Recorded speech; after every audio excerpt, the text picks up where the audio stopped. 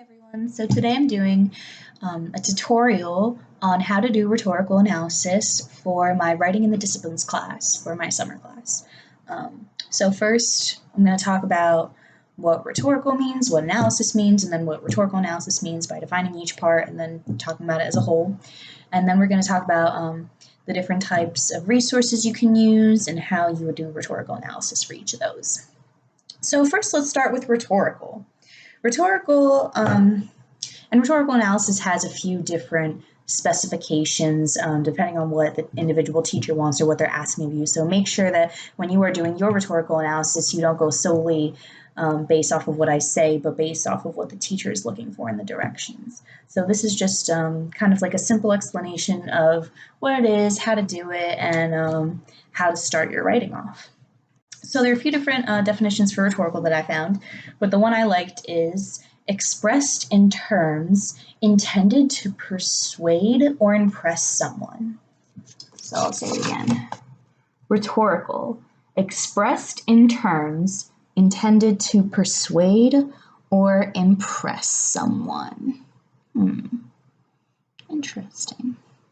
So basically, it's very straightforward, but, just trying to have someone agree with what you're saying. You're trying to make them think in the way that you're thinking. So that's the first part. And then the second part, analysis. I found the definition, detailed examination of the elements or structure of something.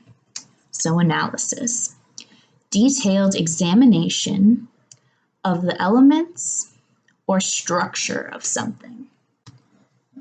So I picked both of those because there were a lot of different definitions, related to individual circumstances or cases.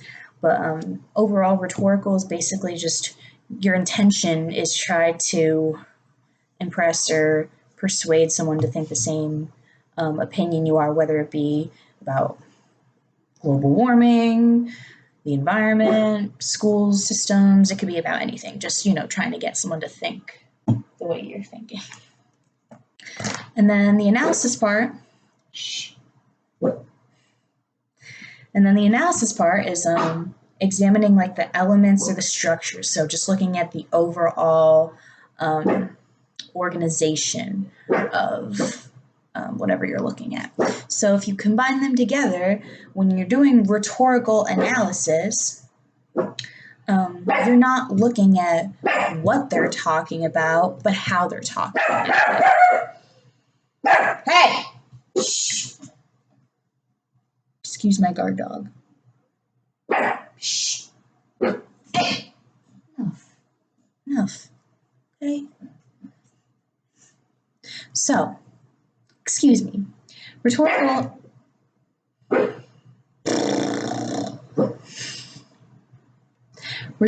analysis, when you come down to it, is not looking at what they're talking about, the topic that they're talking about, but how they talk about it, their argument, what they want you to look at, what they're trying to convince you of, basically looking at how it's written rather than what it's written about.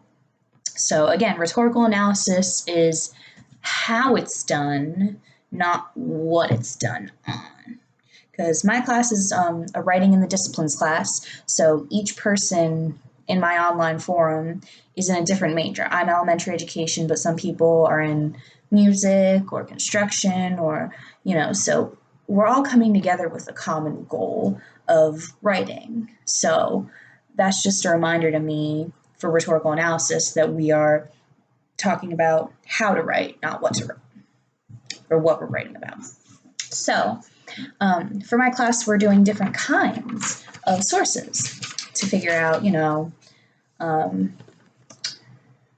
how to find information and how to know whether the information is something you should be referring to or not, whether it's a reliable source of information. So the first one is authoritative. And for that definition, I found able to be trusted as being accurate or true, reliable. So authoritative, able to be trusted as being accurate or true, reliable. So when we look for authoritative sources doing rhetorical analysis, we want to see what they used as their resources. If there's proper citation in it, if they quote something from somebody else, like another article or another book and even an interview, anything, you want to make sure that they're not claiming that information as their own. You want to make sure that they are giving credit where credit is due to the people who are owed it. And in my opinion, the more resources an article has, or the more references a piece of literature has, the more reliable it is, because they're drawing from not just one source, but from this source and this source and that source and that source. So it's kind of a compilation of many different resources that you go through and see is reliable or trustworthy. You also want to make sure you don't just look to see if they have resources. You want to look at those resources too and make sure that those resources are reliable, solid, maybe a research that was done by a college or, some type of experiment or, questionnaire that was done. Shh, calm down. You want to make sure their sources are reliable as well. Although, that's kind of a secondary step you can take. And the next, for sources, we have trade resources. A trade is defined as a skilled job, typically requiring manual skills and special training. Excuse you. Nope. Trade. A skilled job, typically requiring manual skills and special training. We're dealing with you. So when we look at a trade resource and we're doing a rhetorical analysis, you want to see what kind of language they're using, especially. As a teacher, I know there's certain terms that we use a lot, and you just want to make sure the language makes sense or is reflective of your particular field. You want to also try to research the author, who wrote it, what kind of experience they have, to see if they are in the field themselves or what kind of field they're in. And yeah, a lot of these sources are found from like articles, journals, magazines, weekly stuff. Like Teacher Weekly is something that I would use as a trade resource as a teacher, or, it's basically based on particular groups. So that's a skill that I use, trying to dig deeper into the author and, if it sounds like they have a lot of knowledge in that area or not. And then the last resource is called a popular resource.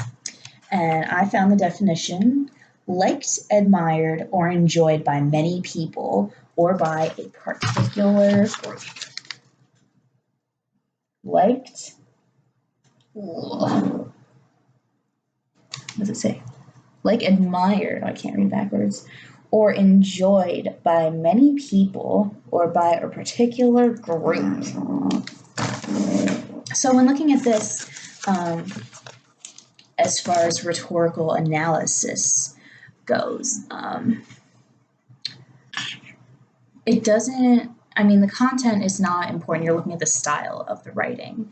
So these are more like blogs, or like a teacher blog. I've seen a lot of teacher blogs talking about like what they've done in their classrooms and activities they've done to help them personally, or popular websites that are good for like teacher resources. Basically any mainstream source that you could use. And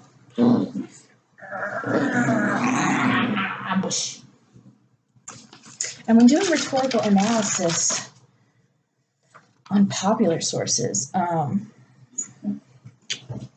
you often notice that a lot of the time they don't have that language, or sometimes the language is not as strong because it's not by someone in that field or someone who might not know as much as in that field. And that's, you know, good to use in certain situations, just maybe not necessarily for, research article. So rhetorical analysis overall is the focus on how the writing is done, not what it's about.